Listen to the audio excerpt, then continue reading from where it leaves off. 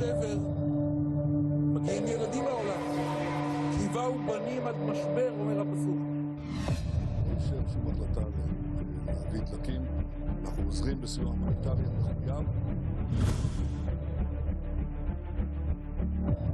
مع الآخر على أنهم حيوانات بشكل بشري.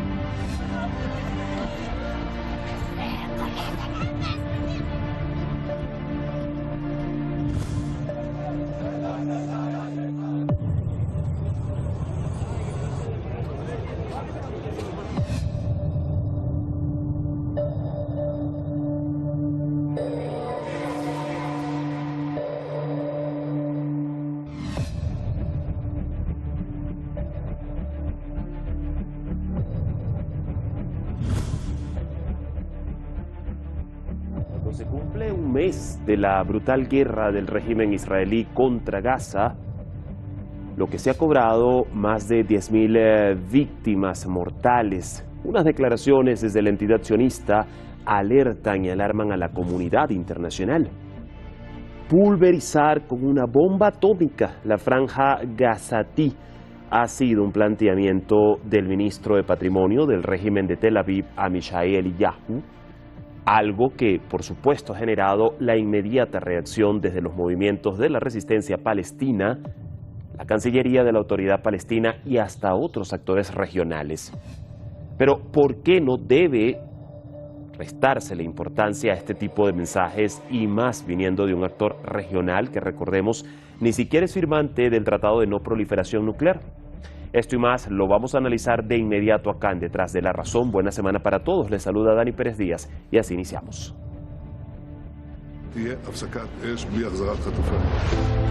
Israel busca intensificar su guerra genocida contra Gaza. En unas declaraciones incendiarias, el ministro de Patrimonio de este régimen, el ultraderechista Amishai Eliyahu, sugirió que un bombardeo nuclear en la ya destruida Franja de Gaza sería una posible opción para ganar la guerra. La idea de pulverizar con una bomba atómica la Franja de Gaza levantó condenas enérgicas del movimiento de resistencia islámica de Palestina, Hamas, que lo achacó al apoyo incondicional de países occidentales, sobre todo Estados Unidos, al criminal régimen que dirige el ultraderechista Benjamin Netanyahu. إن تصريح ما يسمى وزير التراث في الحكومة الصهيونية بأن إلقاء قنبلة نووية على قطاع غزة هو أحد الحلول لم يأتي من فراغ، وإنما هو تعبير عن مستوى الانحطاط والنازية والسادية التي تدور في أروقة وعقل حكومة الكيان المحتل القائم على القتل والإبادة الجماعية. Para la Autoridad Nacional Palestina, tal idea muestra la naturaleza genocida del régimen de Tel Aviv, que no se conforma con miles de niños y mujeres que asesinó desde el pasado 7 de octubre con centenares de miles de bombas que superan ya la fuerza destructiva de la bomba atómica lanzada en Hiroshima a finales de la Segunda Guerra Mundial. وزير التراث الإسرائيلي لم يكتفي ب10,000 شهيد وأكثر من 25,000 جريح ومليون نازح. أراد أن يرى هيروشيما في غزة، أراد أن يرى الإبادة الجماعية متحققة بما تملكه إسرائيل من قنابل نووية. Entre tanto, el canciller iraní señaló que la amenaza nuclear israelí pone de relieve el fracaso de Tel Aviv ante las fuerzas de la resistencia, mientras responsabilizó a la Casa Blanca y al presidente estadounidense Joe Biden de todo el crimen de guerra cometido en Gaza. Los comentarios del ministro del régimen israelí sobre el uso de una bomba atómica muestran la verdadera derrota de este régimen frente a la resistencia. El Consejo de Seguridad de la ONU y la Agencia Internacional de Energía Atómica deberían tomar medidas urgentes para el desarme nuclear de este salvaje régimen de apartheid. Mañana será tarde. La Casa Blanca es totalmente responsable de este genocidio.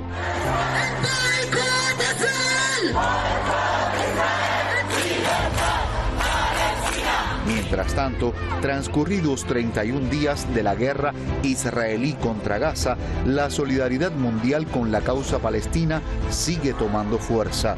Diversas ciudades del mundo fueron escenario de marchas pro-palestinas y anti-israelíes. Miles de personas salieron a las calles de países como España, Estados Unidos, Alemania, Francia o Reino Unido para pedir el fin de la matanza de la población civil en Gaza y el cese del envío de armas a Israel. Je suis triste et écœurée de voir que mon pays, la France, cautionne ce massacre qui se passe en Palestine, que ce soit à Gaza, à Jérusalem, à Rafah, à Jéricho. Le peuple meurt de faim, meurt de soif, ils n'ont même pas d'eau. On tue des enfants tous les jours au gaz blanc et on ferme les yeux. Et ça dure depuis 1948.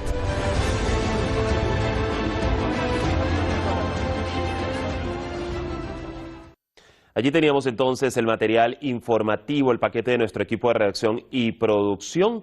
Gracias por ello. Vamos a presentar rápidamente a nuestros analistas.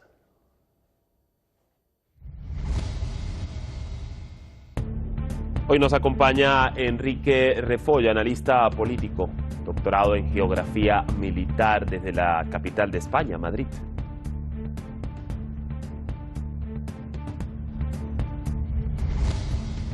Y también nos va a apoyar en el análisis Alessandro Pagani, analista político, doctor en teoría crítica por el Instituto de Estudios Críticos en México, desde la capital mexicana, Ciudad de México.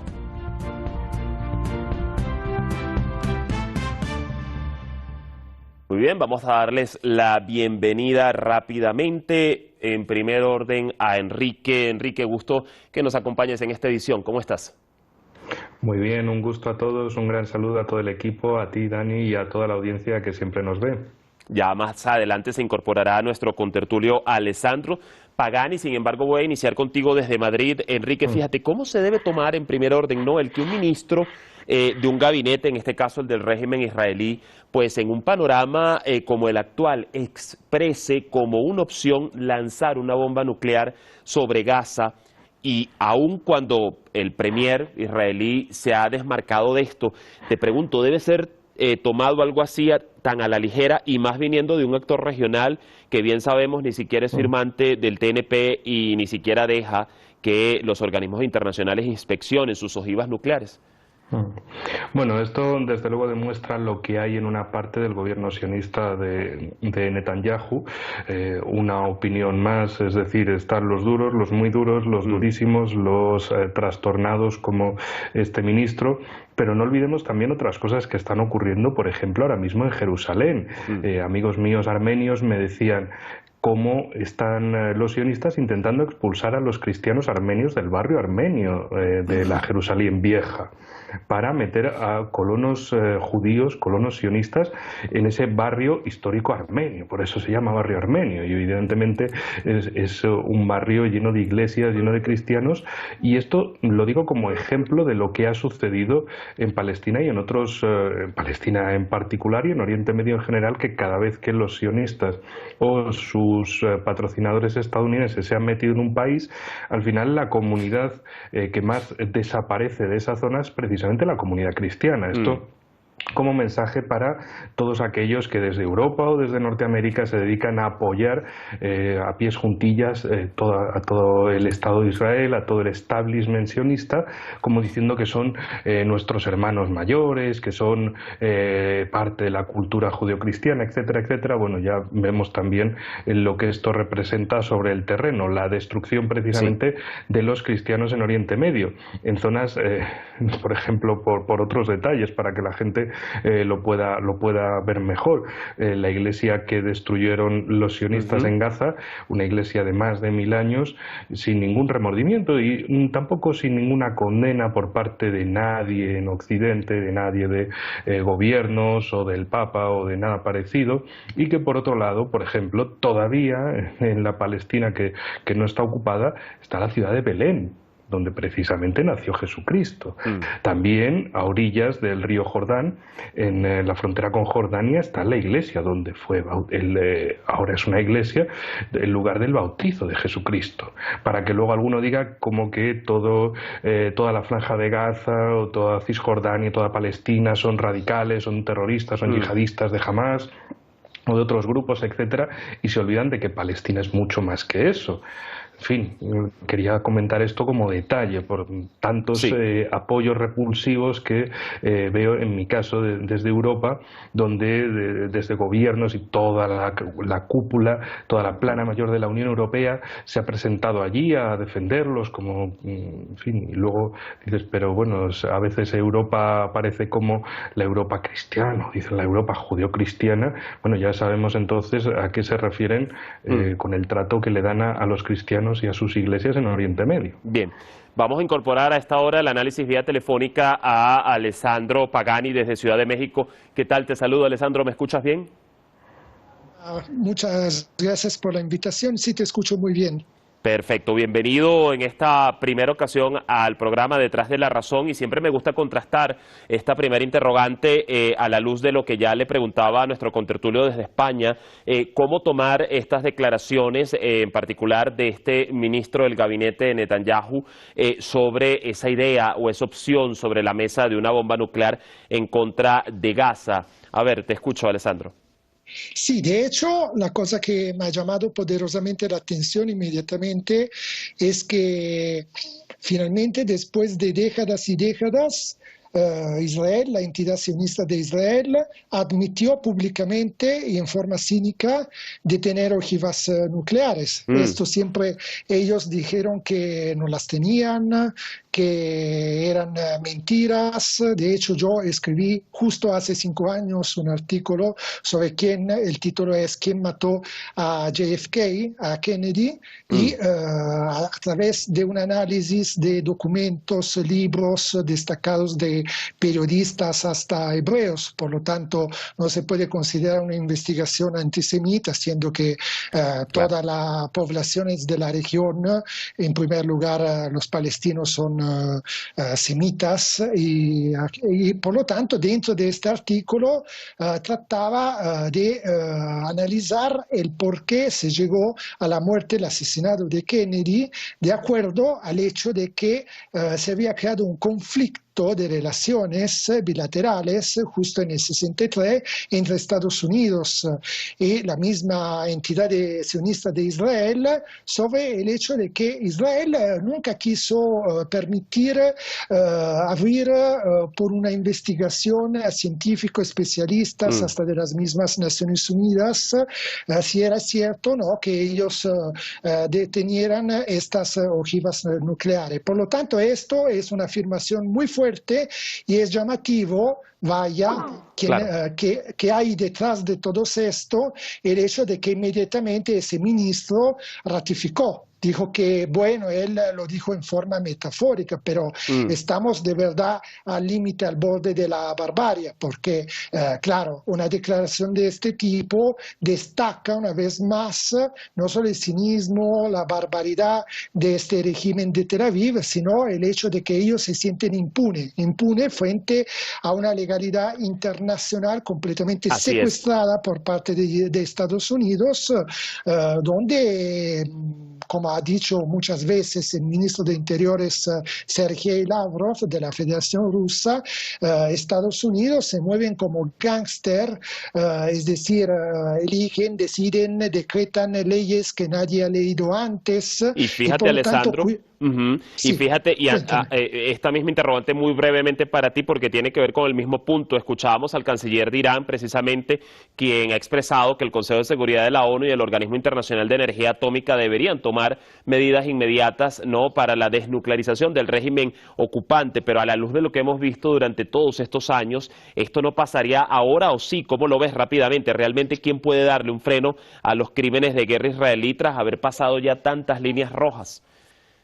Pues la reconfiguración de un mundo, de un nuevo orden mundial multipolar, donde toda la región de Asia Central, desde el Mediterráneo hasta toda Asia Central, hasta las regiones de Irán, hasta todo Egipto, se pueda lograr construir un polo estratégico que pueda reconfigurar justamente una legalidad internacional que ha faltado de hecho desde luego, porque los crímenes que está cometiendo Israel no son nuevos. Así es. Ya los conocemos, ya lo hemos platicado muchas veces y vienen desde el 48 con la Nakba, pero pasan también con los masacres de Ariel Sharon, por ejemplo, en los campos de refugiados, de prófugos en Líbano, en los años 70 y 80, y siguen adelante hasta en el 2008, cuando hemos visto la operación Plomo Fundido, donde hay hasta una resolución de la Comisión de los Derechos Humanos de las Naciones Unidas, el informe Goldstone, de un juez sudafricano de orígenes hebreas, donde básicamente se destaca, se denuncia, se condena con pruebas los crímenes de lesa humanidad, donde ya se utilizaba fósforo blanco en contra de las poblaciones, como se está haciendo ahora. Así que una declaración de este tipo frente a lo que están haciendo Israel ya con el utilizo de armas, de bombas que ya han superado hasta el potencial de un arma nuclear, porque todo lo que han... Incluso de las que fueron lanzadas sobre Hiroshima en la Segunda Guerra Mundial. A ver, Alessandro, si me permites, voy antes con Enrique. Hay otro punto, el tiempo apremia y hay un punto que no quiero se quede por fuera. Ya regreso contigo nuevamente. Fíjate, Enrique, que precisamente desde hace unos días vimos la tan sonada gira del secretario de Estado estadounidense por la región, donde incluyó visitas, por ejemplo, a Egipto, Jordania, la autoridad palestina, Irak y hasta Turquía. ¿Cómo evalúas esa gira que en teoría buscaba un consenso regional para el tema humanitario en Gaza, pero que poco es lo que se hizo para detener los bombardeos israelíes? Incluso te pregunto, ¿es la solución para Gaza esas llamadas pausas humanitarias, que es lo que está proponiendo la administración Biden tras más de 10.000 muertos? No, desde luego, lo que la administración Biden quiere es que ningún otro país de la región, sea Irán, sea Turquía, incluso Arabia Saudí o Egipto o Jordania, se impliquen militarmente contra el Estado de Israel por la defensa de Gaza. Bueno, también en la cuestión de Hezbollah en el Líbano o en la misma Siria. Es decir, lo que intentaba era apaciguar los ánimos de países vecinos que tienen una dialéctica cada vez más hostil y con razón, entonces que no haya un crecimiento de la guerra, pero no una detención de la misma, es decir, que no se expanda, que no haya diferentes actores regionales, países del mundo islámico, que quieran implicarse en la defensa de Palestina militarmente. Y con esto dejar a Israel que siga haciendo lo suyo, que siga invadiendo, que siga avasallando, destrozando, destruyendo, masacrando la Franja de Gaza y a los palestinos que allí viven, y porque básicamente Estados Unidos lo que también espera es que Israel cumpla con lo que busca, que es básicamente la expulsión de todos los palestinos, en primer lugar de la Franja de Gaza. Es lo que hemos visto desde el principio, las llamadas salidas humanitarias que decían desde Tel Aviv de que los gazatíes se fueran de la parte norte de la franja hacia la parte sur, y luego las llamadas a que se fueran todos a Egipto, que Egipto se los quedara, o incluso pues que luego fueran realojados en países como España o Grecia. Es decir, sea lo que sea, esos 2 millones y 2,2 millones de palestinos fuera de ahí. Ese es el plan israelí, y lo están haciendo por el miedo, de una forma muy similar a lo que el Estado de Israel apoyó a Azerbaiyán para hacerle a los armenios de Nagorno-Karabaj, y tampoco hubo condenas de eso. Esto, como siempre, lo recuerdo porque precisamente ese caso también sucedió hace poco, y utilizaron los mismos métodos de bombardeos indiscriminados, asediar a la población civil para que básicamente solo le quede la opción de huir o morir. Y eso es lo que han intentado hacer repetidamente durante ya un mes entero de operación contra Gaza, de invasión ya terrestre, intentando hacer lo posible para causar un miedo tan grande que esos palestinos se vayan a Egipto y sean un problema de Egipto, o bien se les acabe mandando a Europa y que sea un problema de otros, pero en definitiva que el Estado de Israel siga creciendo, siga ampliando sus territorios, a pesar de que algunos de estos gerifaltes en la política de Europa o de países europeos o norteamericanos digan que no, es un Estado que no se expande, pero lo que vemos desde 1948 es que es un Estado que sí se expande, que sí que se dedica a una política de colonización en los territorios palestinos sistemáticamente. Que eso es lo que quieren continuar. También una última cosa, la cuestión de Gaza es no solo ocupar la franja de Gaza de modo que no haya palestinos, para ampliar el territorio israelí, reducir su frontera, porque ya sería básicamente la zona de Rafah, y ampliar decisivamente su mar territorial a zonas de yacimientos gasísticos. Es decir, hay un componente geopolítico sobre el territorio y otro de recursos naturales muy importantes, que claro, en los grandes medios occidentales esa parte es la que se deja de lado, pero es lo que ansían desde Tel Aviv, es básicamente dinero, y luego hacer su llamado corredor económico entre Oriente Medio y Europa, para ser ellos decisivos, e incluso también revivir la posibilidad de ese canal entre el Mar Rojo y el Mediterráneo a través del Estado de Israel, para convertirlo en un actor decisivo en la geopolítica mundial. Un enclave por demás geoestratégico y con muchas condiciones y beneficios económicos, que eso da para un buen análisis completo aparte. Alessandro, ya estamos en la recta final del programa. 2 puntos. Bueno, vamos a recordar también que Arabia Saudí ha anunciado la convocatoria conjunta de una cumbre de la Organización de Cooperación Islámica para el próximo domingo. A ver, ¿cómo ves tú? Igual te pregunto, esta gira de Blinken en la región, si se quiere, finalmente anunció que en los próximos días aumentará significativamente, y lo estoy citando, la entrada de ayuda humanitaria, pero en general, ¿no? Te pregunto, ¿es esta la solución en un enclave costero, además ya asediado por tantos años humanitariamente, y tras los que vimos hace 2 semanas en Rafah con una ayuda a cuentagotas, se terminará viendo o quedando esto en solo promesas?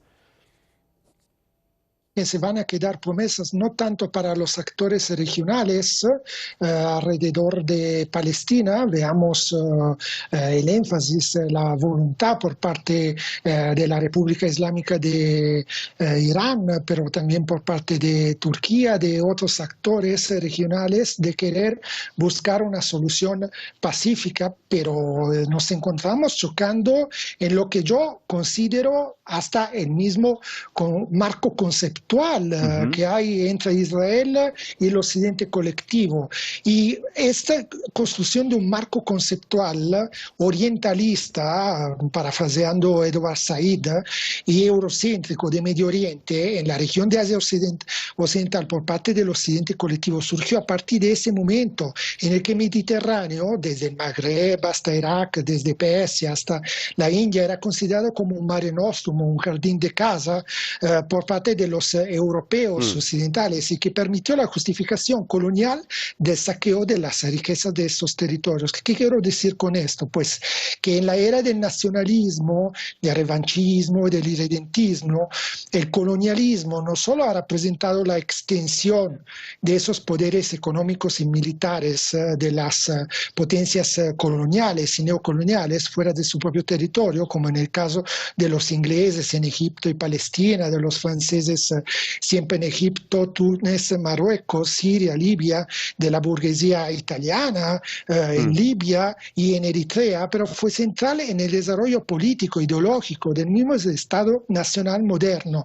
Y dentro de este concepto de Estado nacional moderno, que es obviamente un concepto de modernidad occidental, porque la modernidad nosotros sabemos que ya existía en esas regiones desde mucho tiempo, fue un mito que se inventó dentro de esta modernidad arcaica, fascista por parte del occidente colectivo. Encontramos Israel no solo dentro de unas relaciones económicas que van juntas con la mano entre Estados Unidos, el occidente colectivo, Europa occidental y la misma Israel, sino que es el mismo marco conceptual que veamos poner en práctica en estas semanas, pero desde el 48 por parte de Israel. Es un marco conceptual que lo vemos, sí.